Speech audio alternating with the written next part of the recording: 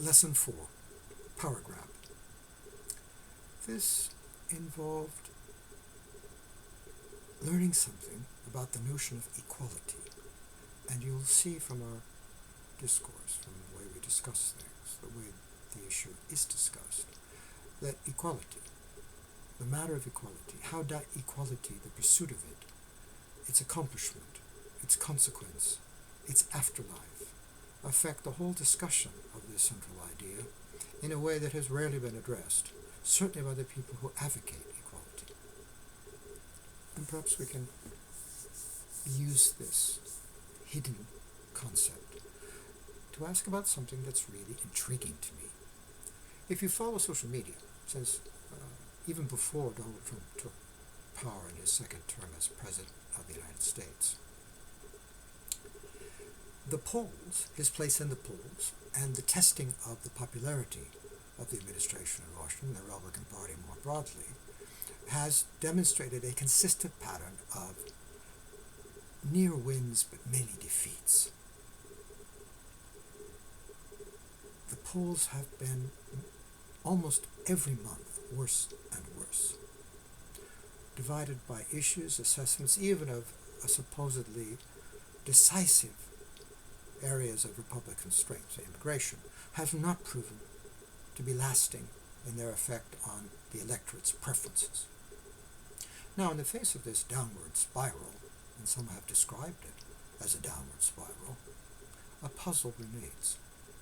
If you look at surveys' projections of the two parties contesting for the Senate, be it in 26 and more importantly in 2028, Republicans remain strong. A dilemma here is social media and its headline clickbaiting assault on our desire to know what's going to happen to us, misleading us, or are the polls conducted by perhaps conservative pollsters exaggerating Republican strength to keep up Republican morale? And on reflection, I think it's possible that both things are true. The downward spiral of Trump's popularity is a fact, and the Republican residual strength is also a fact. The question is how to explain it. And this is where we arrive at something interesting. Again, it is my suspicion that behind MAGA and even more moderate conservative opinion, let alone ultra-right opinion, there is a fear of the loss of nationhood, racially defined. An example. In the formation of the American colonies and the early history of the Republic, South Carolina apparently has always had a rather odd, unsettling place. Apparently, the settlers of South Carolina, in significant numbers, came from the West Indies, where they were slave owners. White people in charge, surrounded by a sea of black people. And when they came to the United States, some historians argue, they brought their fears with them, because the fear is primordial. They must have gone to bed every night and woken up every morning wondering when, not if, the slave rebellion, slave revolution would come and sweep their lives and possessions away.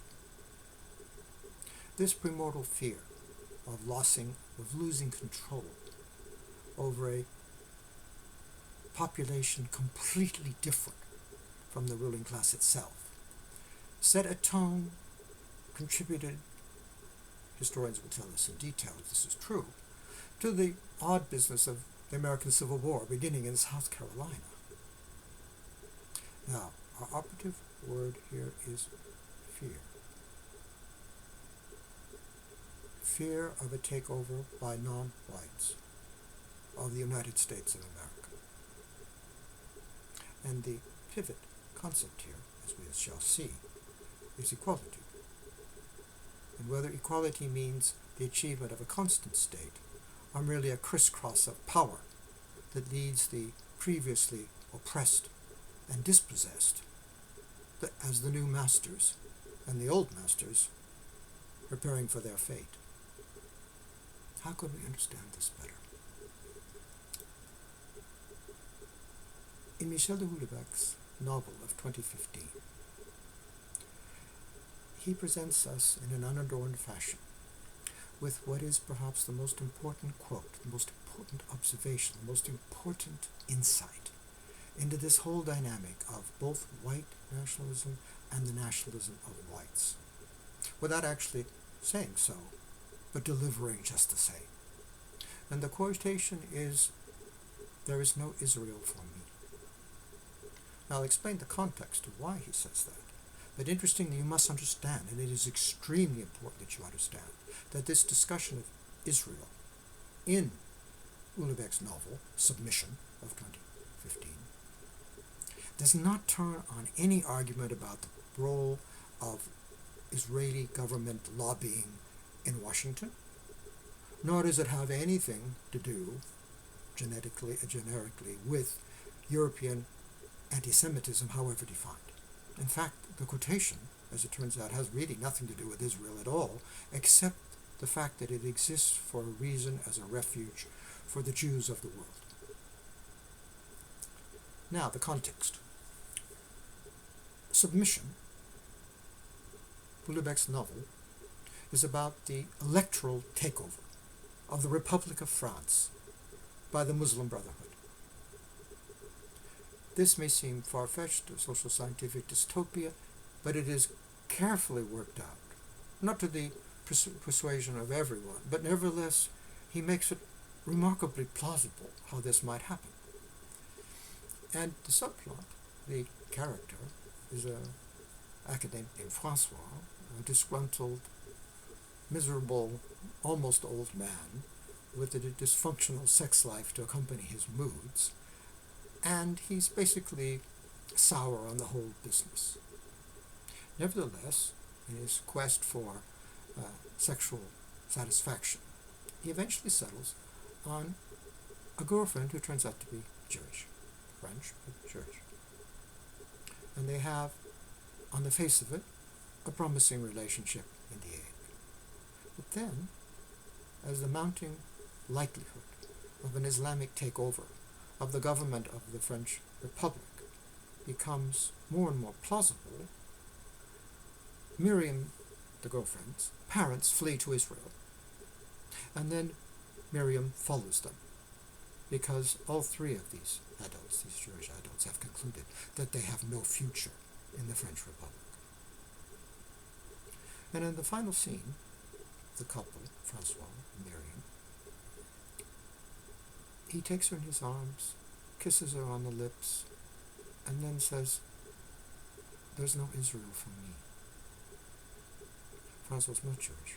He has no right of return. Israel is not his ultimate homeland. France is it. And he himself, Houellebecq, says, the remark is almost banal in its obviousness, but it is precise. There is no escape hatch for white French people if France is taken over by, as you would be, outsiders. Note, this observation about Israel being a refuge not available to white people will be echoed, consciously or otherwise, as I say, a decade later, in my first essay to be read, the first essay for me to encounter, of an English ultranationalist named Colin Tomlinson, who actually says, we have no Israel to go to. England is it. And that means England must be defended, as it were, to the death. Or certainly leading considerations to the expulsion of all non-whites, all non-English from English soil, to ensure that England remains in English hands, because there is no alternative for the English people, should things go bad. Submission, this carefully worked out electoral strategy, if you will, of a Muslim takeover. How it happens, how the Muslim Brotherhood in its various guises manages to persuade key members of the French elite and the population at large to change their views and accept an Islamic government is, as I said, well worked out and fascinating. More powerfully written, more powerfully thought out than I had anticipated. It's by far the best book of Houellebecq that I have read.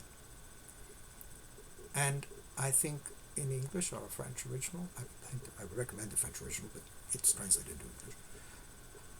Have a sit with it. Specifically in the case of the American context, where there is no chance of an Islamic takeover, but there is the challenge of the browning of America, and how many whites, feel about that. And of course their feeling is fear. And their suspicion that equality, in its various guises, threatens that secure homeland for white Americans. And therefore equality must be resisted root and branch. And liberals who insist on its importance simply do not understand the stakes at issue. For Americans, majority, the white majority Americans, for them, and that returns us once again, is the liberal failure to take nationalists and ultranationalists, the fear of these people, seriously. And the one thing we might say about Donald Trump, despite this chaos of policy making and anarchic forms of government, is that at some point in their heart of hearts, a great number of conservative Americans say he is infinitely preferable to any liberal government we can imagine because of his stance on immigration and the need to reverse the implications and consequences of earlier immigration. All that in a novel, all that in a phrase, all that in an idea called equality. Now we're learning something important. And again, it is France who teaches us how to think about these things.